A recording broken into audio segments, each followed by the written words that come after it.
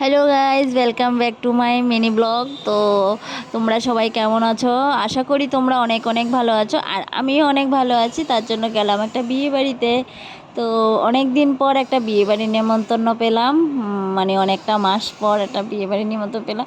তো খুশিতে খুশিতে চলে গেলাম, খুব মজাই লাগলো। আমার আমার বিয়ে বাড়িতে যেতে খুব ভালোই লাগে, একটু সাজুগুজু করে যাব। আর এদিক দিয়ে দেখছি মা কাকা ভাতিজি ওরা মিলে বসে বসে পকোড়া খাচ্ছে। ওরা পেয়ে গেছে পকোড়ার সন্ধান।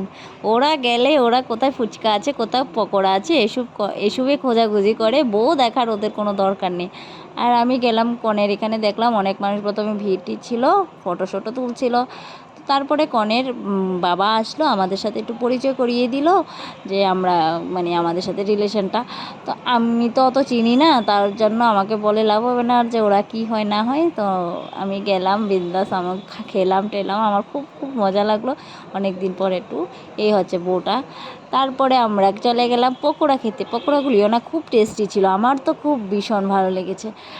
মানে পকোড়া খেতে তো কার না ভালো লাগে, সবারই ভালো লাগে। তো এদিক দিয়ে দেখি মেয়ে ওইখানে বসে বসে আরও পকোড়া খাচ্ছে, মানে আমার ভাতের 12টা, মানে ভাত আর খাইনিও।